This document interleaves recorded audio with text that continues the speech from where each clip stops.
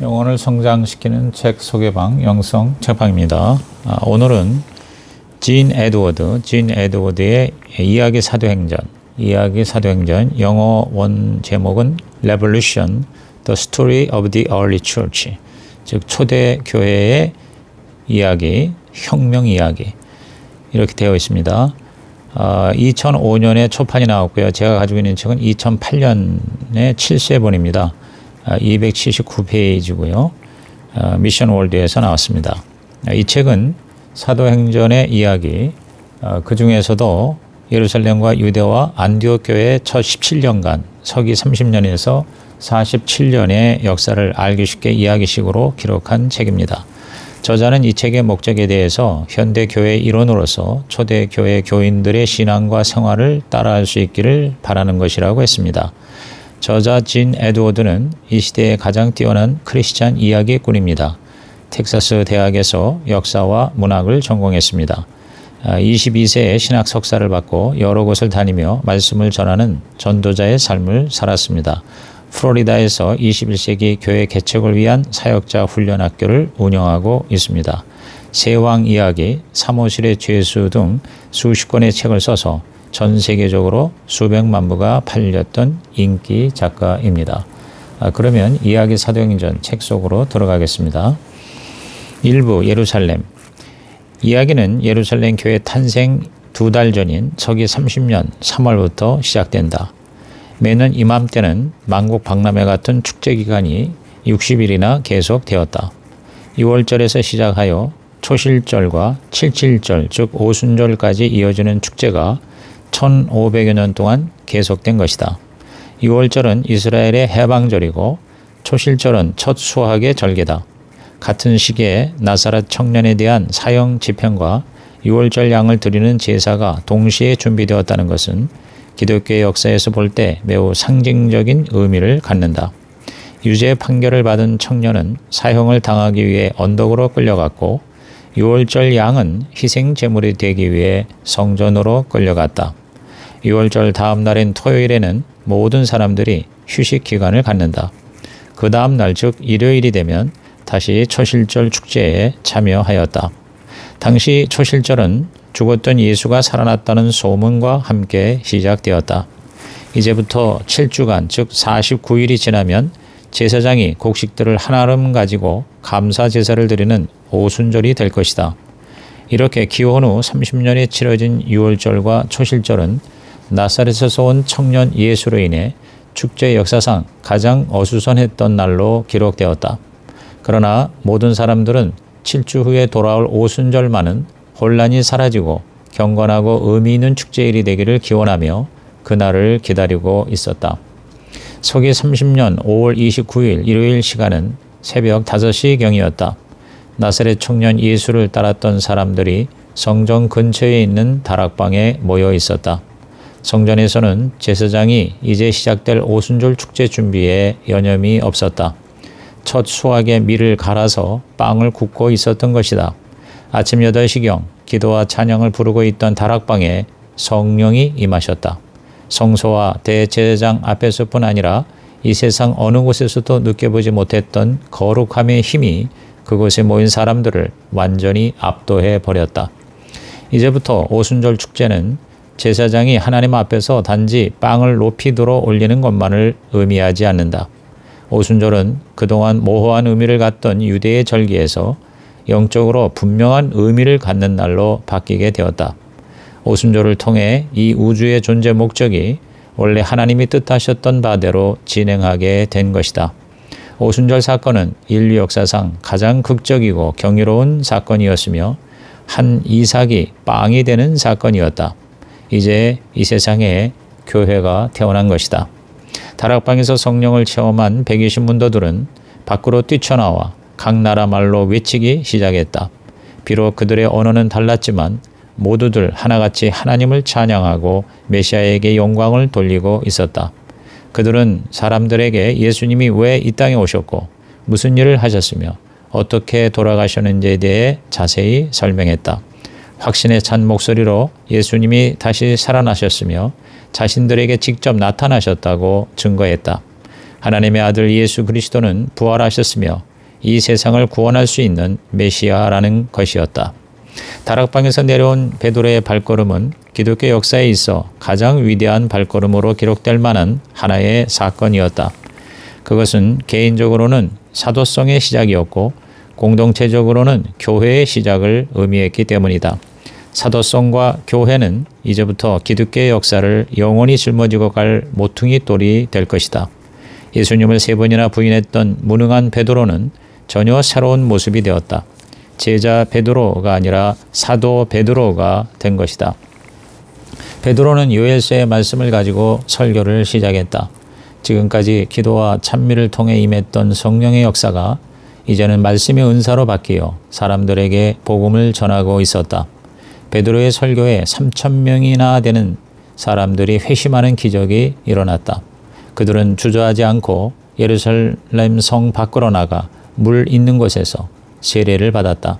이날은 기독교 역사에서 또한 예루살렘에서 가장 기쁘고 감격적인 날로 기록될 것이다.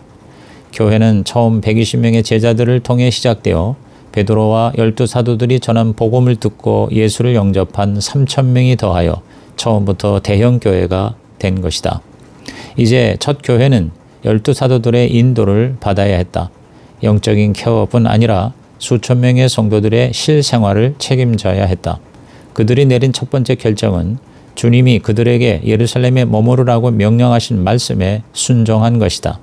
그들이 기쁨으로 결단을 내리자 그동안 사도들이 걱정해왔던 심각한 모든 문제들이 갑자기 작은 문제들로 전락해버렸다. 3,000명의 회심자들 가운데 예루살렘에 이미 거주하고 있던 사람들이 자신의 집과 일터를 다른 신앙인들을 위해 내어놓기로 작정했다. 그들은 헌신적으로 음식을 제공했고 가능한 많은 공간을 사람들을 위해 내놓았다. 이제 각각의 집이 다락방 공동체, 즉 가정교회가 된 것이다.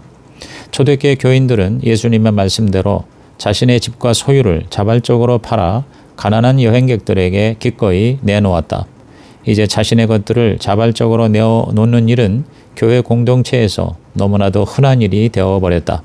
이렇게 시작된 순종의 역사는 초대교회의 가장 중요한 덕목이 되었다. 처음 8년간 초대교회가 요구한 그리스도인의 조건은 세상에 나가서 자신의 소유를 나누어주고 스스로 가난해지는 것이었다. 버림과 나눔은 초대교회가 사람들에게 보여준 이미지 그 자체였다. 그들의 욕구는 오직 하나님에 대한 사랑과 영적 가족들에 대한 책임감 뿐이었다. 이런 혁명적 삶 속에는 하나님의 놀라운 계획이 실행되고 있었다. 첫째, 기존의 모든 사회 질서와 관습이 깨지게 되었다. 빈부의 간격이 좁아지고 유대인의 전통이 무너지며 경제적 통념이 파괴되었다. 초대교회는 사회적 관습과 종교적 편견 그리고 개인적 욕심을 초월해야만 존재하게 되었다. 한 집에 몇 배의 사람들이 거주하는 실험적 상황을 통해 개인적 욕심을 버리고 그 빈 공간을 오직 예수 그리스도에 대한 찬미와 감사와 기쁨과 사랑으로 채워나갔다. 둘째, 교회의 급진적인 공동체 생활은 기존의 종교와 전혀 다른 방법으로 모든 교회 생활의 기준들을 설정하고 앞으로 나갈 방향을 결정했다. 교회 생활은 한마디로 하나님에 대한 공동체의 사랑, 하나님에 대한 공동체의 사랑이다. 그리스도를 따르는 자들은 서로 사랑하지 않으면 온전히 함께 따르는 자가 될 수 없다. 하나님은 오순절 사건과 그 이후 교회에 나타난 여러 가지 문제 해결 과정을 통해 교회가 지녀야 할 본질적인 구성 요소를 가르쳐 주었다. 그들이 교회에서 처음 갖춘 요소는 12사도와 3,000명의 회중과 커다란 행각 그리고 수많은 집들과 모두 함께 살아갈 수 있는 기쁨과 희생뿐이었다. 그것들이 교회를 만들었다. 주님은 그 안에서 살아계셨고 사람들은 그분을 경험할 수 있었다.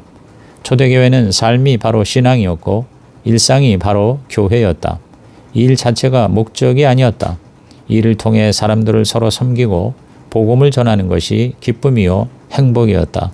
그들이 하루를 시작하기 전에 만나는 공간은 솔로몬 행각이었다. 솔로몬 행각은 오늘의 교회처럼 전체가 모이는 장소로서 규모가 있고 역동성이 있었다. 또 다른 공간은 공동체 가정이었다.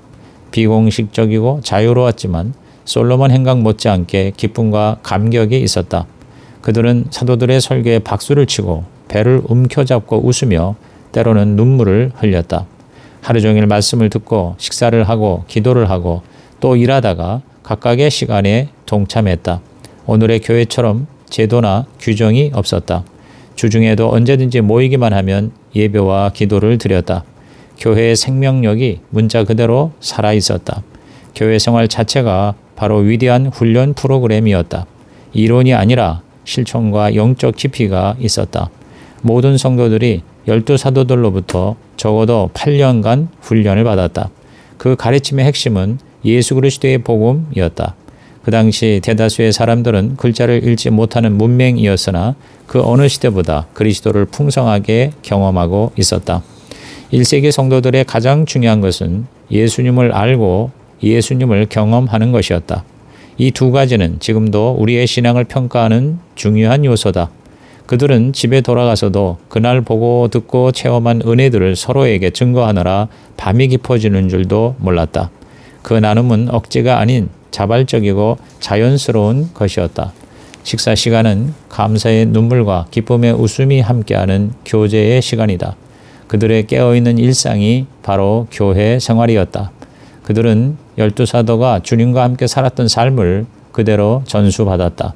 초대교회에서 가정교회 모임은 은밀하지만 강력한 비밀이 숨겨진 곳이었다. 예수 그리스도의 이름으로 모이는 가정교회 모임은 교회를 가장 독보적이고 특별하며 경이롭게 만드는 원동력이었다.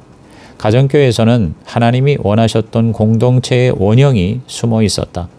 또한 거기에는 유명한 인도자나 능력 있는 지도자가 필요하지 않았다. 신자들은 누구나 한 개 이상의 교회 모임에 속해 있었고 그 모임들은 하나님이 직접 사람들에게 허락하신 아주 자연스러운 공동체였다. 섬김과 순종은 있어도 사람 사이의 상하 관계는 존재하지 않았다. 가정교회는 철저하게 자발적으로 운영되는 공동체였고 오직 예수 그리스도만이 경배의 대상이 되었다. 주님은 우리 교회가 초대교회의 모습으로 회복되기를 바라신다. 부자는 교회를 통해 가진 것을 나누고 사회는 그 나눔을 통해 풍요로워질 수 있다. 예루살렘식의 교회 생활은 분명 당신의 삶의 구조와 의미를 완전히 뒤바꾸어 놓을 것이다. 새로운 삶에 대한 기쁨과 환희를 맛보게 될 것이다. 오순절 이후 치유의 기적이 일어났다. 그 시대의 사람들은 병으로 고통당할 때 제일 먼저 사도에게 달려갔다는 것은 아주 새로운 현상이었다. 좀 더 획기적이고 기적적인 모습을 통해 교회에 대한 하나님의 뜻을 이루려고 하신 것이다. 어느 날 오후 3시경 20년 이상 성전 문 앞에 앉아서 구걸을 했던 안진뱅이가 베드로의 나사렛 예수 그리스도의 이름으로 명하노니 일어나 걸으라고 하자 치유를 받았다. 치유받은 거지는 만나는 사람마다 자신의 회복된 모습을 보여주며 기뻐했다. 그 모습은 성전에 모인 사람들에게 커다란 뉴스거리가 되었다. 그 소식을 듣고 솔로몬 행각에 사람들이 구름대처럼 모여들었다. 베드로는 이때를 놓치지 않고 열정적으로 복음을 전하기 시작했다. 이 치유 사건은 초기 교회가 두 번째 도약을 할 수 있게 해 주었다. 소동이 나자 성전 관리들은 베드로와 요한을 잡아들였다. 두 사도는 제사장들 앞에서 온갖 위협과 협박을 당한 후에야 풀려날 수가 있었다. 교회는 더 깊은 기도의 시간을 가졌고 예수 그리스도의 이름에 대해 더욱 새로운 담대함으로 넘쳤다. 이제 더 강력하고 새로운 복음 선포의 물결이 예루살렘을 강타하기 시작했다. 이 담대한 복음 선포로 인해 교회는 다시 세 번째 회심자들의 유입이 일어났다. 새로운 회심자 중에 바나바라는 부자가 있었다. 그는 자기 재산을 팔아 사도들에게 내놓았다. 그것을 계기로 너나 할 것 없이 자신의 재물을 팔고 그 돈을 사도들에게 기탁하기 시작했다. 일반 사람들이 볼 때 이것은 비정상적인 모습이었다. 나쁜 동기를 가진 아나니아와 삽비라도 자신의 재산을 팔았으나 성령을 속인 결과 사도들 앞에서 죽음을 당했다. 이 사건을 통해 교회의 온전한 윤리적 체계가 세워질 수 있었다. 이제 사람들은 교회에 대해 적대감이 아닌 경외감을 가지게 되었다. 초기 교회는 4가지 흐름을 거쳐 급성장했다. 첫째, 오순절 사건과 여러 기적들. 둘째, 그 이적의 사건들과 함께 나타난 치유. 셋째, 솔로몬 행각에서의 사도들의 가르침. 넷째, 가정 공동체에서의 나눔과 예배 등이다. 교회는 이런 과정을 지내며 4년이라는 세월을 보냈다. 아직 사도들 외에는 어떠한 행정 조직이 갖춰지지 않았고 그저 만여 명의 회심자들이 있었을 뿐이다. 외부적으로 서서히 지역 정치사회의 기존 세력들이 반감을 가지기 시작했고 그보다 더 심각한 내부적인 갈등이 발생하게 되었다. 70명의 지도자들로 구성된 사내들인 공의회는 예수 그리스도를 중심으로 한 신흥 종교가 도시를 장악해 나가는 모습을 더 이상 두고만 볼 수 없었다. 12사도가 이끄는 교회라는 집단은 이제 기존 종교 체제의 조직을 뒤흔들 만한 충분한 힘을 가지고 있었다. 예루살렘은 외부에서 온 그리스도인들로 넘쳐나고 있었고 그들은 집단 생활을 하며 유대인의 고유 문화를 깨뜨리고 있었다. 그래서 공의회는 12사도 전원을 체포했다. 죄목은 예수를 메시아로 믿는다는 신성 모독죄였다. 그런데 이상한 일이 일어났다. 재판을 하루 앞두고 사도들이 밤에 탈옥을 했다는 것이다. 사실은 도망간 것이 아니라 성전으로 가서 복음을 전하고 있었던 것이다. 사내들이는 사도들을 다시 붙잡아 처형을 하려고 재판을 준비하고 있었다. 그런데 평소에 존경받던 가말리엘이 일어나서 합리적인 제안을 하여 처형 대신 39번의 채찍질을 당하고 풀려나게 되었다. 이 사건은 사도들이 예수님을 위해 당한 첫 번째 공식적인 박해였다. 그들은 그 가혹한 채찍질에 결코 굴하지 않고 더욱 예수님을 높였다. 사도들과 교회는 이를 계기로 더 합심하여 기도하고 찬양하고 전도했다. 그 모습에 사람들은 감동을 받았고 행각과 가정에 더 많은 사람들이 모이게 되었다. 당시 교회는 2만 명가량 모인 것으로 추정된다. 첫 박해를 겪으면서 교회는 탄생한 지 5년이 지나가고 있었다. 교회가 당했던 첫 번째 고난이 외부의 박해였다면 이제 앞으로 당할 심각한 문제는 교회 내부로부터의 고난이었다. 그때가 서기 35년경이었다. 2만 명이 넘는 사람들이 공동체 생활을 한다는 것은 결코 간단한 일이 아니다. 특히 의식주 문제는 몇 사람이 해결할 수가 없게 되었다. 사랑과 인내가 바닥나기 시작했다.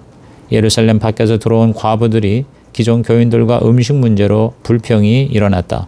어느 시대를 막론하고 불평은 늘 공동체가 하나님께 나아가는 길목에서 걸림돌이 되곤 했다. 지난 7년간 사도들의 권위와 지혜로 큰 문제가 없었다는 것이 기적이다. 사도들은 음식으로 인한 불평을 듣자 곧 문제를 해결하기로 하였다. 구제 사역만 전담하는 사람들을 대표로 선정하여 음식 분배를 완전히 맡겨버린 것이다. 그 일을 담당할 사람들의 자격은 첫째, 오랫동안 교회 생활을 함으로 사람들에게 인정을 받아야 한다. 둘째, 성령의 인도를 받는 자라야 한다. 셋째, 현실적인 문제를 해결하기 위한 지혜가 있어야 한다 등이었다. 교회는 7년 만에 7명의 집사를 선출했다. 이 모든 주체는 사람이 아닌 성령이셨다. 이 해결책으로 교회는 더욱 왕성하게 부흥하게 되었다. 교회는 이제 가장 큰 격동기를 맞게 되었다. 거대한 박해가 다가올 분위기가 된 것이다. 디베리우스 황제는 23년간 통치하던 황제의 자리에서 사라지고 가이우스 카리우굴라가 새 황제가 되었다. 이제 두 영웅적 인물을 만날 때가 되었으니 그때가 서기 37년이었다. 그 두 인물은 스데반과 사울이라는 젊은이들이다. 스데반은 25살에 회심했고 이제 나이가 33살이 되었다. 스데반은 예루살렘 밖의 출신으로 거의 이방인 취급을 받아왔다. 그가 예수님을 믿은 것은 오순절 축제에 여행하러 왔을 때이다.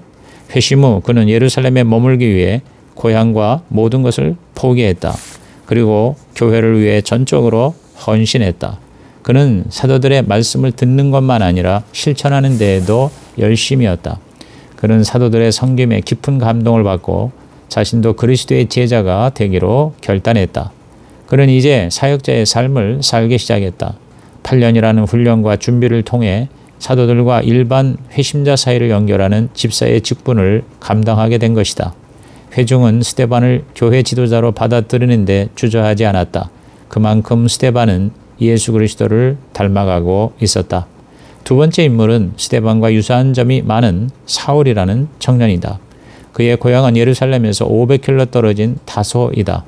그는 10대 시절 예루살렘에 유학을 왔었고 29살이 되었을 때는 아주 헌신적인 유대교 신봉자가 되어 있었다. 그는 예루살렘에서 새로 일어나는 기독교의 부흥을 목격하면서 마음속에 적개심을 키워가고 있었다. 특히 사울은 유대교 지도자들까지 기독교로 회심하는 걸 보면서 도저히 참을 수 없는 분노를 느꼈다. 사울과 스데반은 이러한 배경 속에서 서로 만나게 된 것이다. 그 두 사람이 마주했을 때 기독교 역사에 지진이 일어났다. 그 지진의 여파가 지금까지 울리고 있다고 해도 과언이 아니다. 예루살렘을 방문한 외국 유대인들이 주로 모이는 리버틴 회당에서 공개 토론회가 열렸는데 그곳에 스데반이 섰다. 스데반은 극단적 유대인들에게 요주의 인물이었다. 그 자리에 사울도 있었다. 스데반과 사울은 두 종교를 대표하는 인물이 된 셈이다. 예수 그리스도를 체험하는 경험의 세계와 율법적인 신학의 세계가 만나고 있는 것이다. 건물 안은 마치 전쟁의 기운이 감도는 듯 긴장이 가득했다. 푸른 계열의 두루마기 옷과 천으로 감긴 터빈의 바리새인 복장을 한 사울이 일어났고 예루살렘의 하층민들이 입는 흔한 외투를 걸친 스데반도 일어났다. 이제 논쟁이 시작되었다. 사울은 열정이 있었고 스데반은 권능을 가졌다.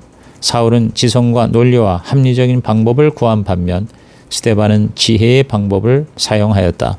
사울이 율법에 해박했다면 스데반은 예수 그리스도를 잘 알고 있었다.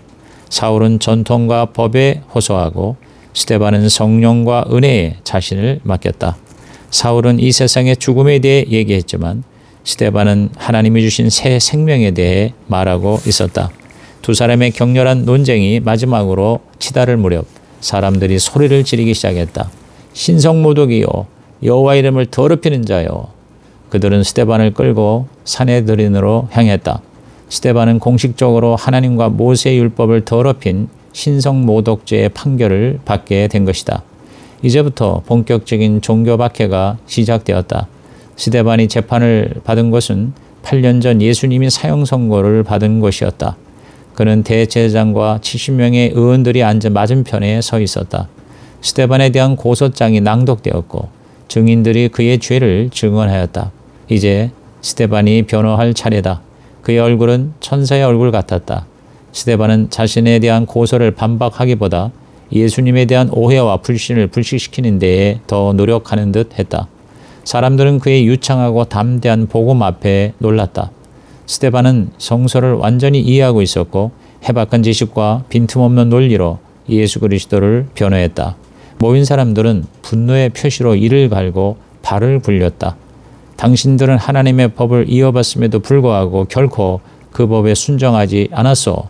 피고인 스데반은 이제 재판관이 되어 모든 사람들을 정죄하고 있었다. 스데반은 사내들인을 하나님이 세우신 그리스도를 죽인 살인 집단으로 결론 맺었다. 위를 쳐다보면서 스데반이 하나님 오른편에 그 외아들 예수님이 앉아 계신 것을 본다고 했을 때 남은 것은 스데반의 죽음에 대한 선고뿐이었다. 사람들은 스데반을 처형의 자리에 처형의 바위라는 곳에 세우고 돌로 내리쳐 죽였다. 첫 번째로 돌을 던질 증인이 웃옷을 벗었다. 사울이 주저하지 않고 옷을 맡아주었다. 다른 증인들도 옷을 벗어 사울 앞에 쌓아놓았다. 첫 번째 증인이 큰 돌을 들고 스데반의 머리를 내리쳤다. 교회 역사상 최초의 순교자 스데반은 그렇게 한 번의 내리침으로 의식을 잃고 구덩이 속으로 꼬꾸라지고 말았다. 스데반의 순교는 오순절에 구원받은 모든 그리스도인들에게 가장 거룩하고 존경스러운 상징이 되었다. 하나님은 사도들뿐 아니라 일반 성도들에게도 동일하게 역사하신다는 것을 보여준 것이다. 그리스도와 함께하는 삶이 무엇인지를 아는 것은 초대교회를 이해하는 핵심 주제다. 사도들은 그 질문에 대한 답을 자신들의 삶을 통해 가르쳐 주었다. 오늘날 교회는 예수 그리스도를 역사적으로 경험하지 못하고 있으며 또 사도들도 존재하지 않는다. 초대교회처럼 공동체적 교회 생활도 하지 않는다. 그런데 어떻게 그들이 받았던 동일한 은혜와 구원의 과정을 걸어갈 수가 있을까? 이 모든 질문들에 대한 답이 바로 스데반의 순교에 있다. 스데반은 12사도들처럼 예수님으로부터 직접 복음을 듣지는 않았지만 12사도와 같은 권위와 능력을 지니고 있었다. 모든 신앙인들에게 스데반은 교회의 미래이자 소망이었다. 스데반은 주님을 직접 경험한 사도들로부터 거의 1만 시간 함께하며 교육과 훈련을 받은 자이다. 오늘 우리가 도저히 따라갈 수 없는 신앙 교육을 받은 셈이다. 스데반과 1세기 그리스도인들은 교회 간다가 아니라 그들 자신이 바로 교회였다. 스데반의 삶은 바로 그리스도와 함께하는 삶 자체였다. 주님은 스데반에게 주신 것들을 우리에게도 주시기를 원하신다. 스데반이 처형된 그날은 기독교 역사가 피로 물든 날이었다. 그러나 그날은 기독교 역사에서 처음이자 마지막이 아니라 박해의 시작일 뿐이었다. 더 많은 피를 흘려야 할 날들이 어둠 속에서 기다리고 있었다. 스데반 순교 직후부터 사내들이는 그리스도인들을 붙잡기 위해 적임자를 찾았는데 사울만한 인물이 없었다. 사울과 소하들은 도시의 거리와 집을 샅샅이 뒤지기 시작했다. 수많은 그리스도인들이 생전에 한 번도 당해보지 못한 박해를 받게 되었다. 수많은 사람들이 너무나 빠른 시간 안에 붙잡혔다. 사울에게 잡혀온 사람들마다 예수를 부인하는 대신 예수는 메시아이며 그는 나의 주님이시다 라는 고백을 반복해서 했다. 사울조차 그들의 대사를 다 외울 지경이었다. 이런 자들에게 태형 아니면 죽음이 재판의 결과였다. 당시 40의 하나 가만 즉 39대 태형의 강금이 가장 흔한 형량이었다. 태형을 받는다는 것은 그 자체로도 끔찍했지만 유대인으로서 가장 치욕적이며 유대 사회에서는 더 이상 정상적인 삶을 살 수 없음을 의미했다. 4 내지 5m에 달하는 긴 가죽 채찍은 4줄로 되어 있는데 간수가 처음에는 어깨 쪽을 내리친다. 그러면 채찍의 끝은 가슴과 배 그리고 얼굴에 휘감겨 찍힌다. 그 채찍을 힘껏 아래로 잡아당기면 그 끝에 달린 상아로 만든 날들이 온 몸을 쓸어내리며 살점을 파헤친다. 계속해서 몸에 가장 연약하고 고통을 많이 느끼는 부분만을 골라서 내리친다. 그 채찍이 계속될수록 성한 곳이라고는 하나도 없는 상처와 멍과 핏빛으로 가득한 몸이 드러난다. 이렇게 첫 13대를 맞으면 대다수는 시신하거나 정신착란에 빠지게 된다. 이제 다시 13대를 맞는데 어깨가 아닌 등을 맞는다. 채찍의 끝은 옆구리를 지나 온몸을 쓸고 지나간다. 제자들의 몸의 근육과 신경이 갈기갈기 찢겨 나간다. 더 이상 서 있을 수 없어서 쓰러지고 만다. 그러나 아직도 세 번째 13대가 남아있다. 그 나머지 13대는 거의 생명을 앗아갈 정도로 치명적인 상처를 남긴다. 만신창이가 된 제자들의 몸은 팔과 다리가 풀린 채 밖으로 내던져진다. 사울은 이런 광경을 하나도 빼놓지 않고 다 지켜보았다. 그러나 사울은 앞으로 자신도 예수로 인해 195대의 채찍을 맞을 것이라고는 상상도 하지 못했을 것이다. 사울은 예루살렘의 모든 그리스도인들을 성별이나 나이에 관계없이 잡아다가 처벌했다. 예루살렘 교회는 서서히 무너져가는 것만 같았다. 그리스도인들은 조용히 도시를 빠져나가기 시작했다. 수일 동안 박해를 피해 예루살렘을 떠난 사람들의 수는 거의 2만 명에 달했다. 사울의 박해는 아주 강력했고 매우 성공적이었다. 8년 동안 세운 교회가 그렇게 허무하게 하루아침에 무너진다는 것이 도저히 믿겨지지 않았다. 그러나 이것은 단지 사람의 눈에 보인 순간적인 현상에 불과했다. 지금까지 진 에드워드의 이야기 사도행전 첫 번째 영상입니다.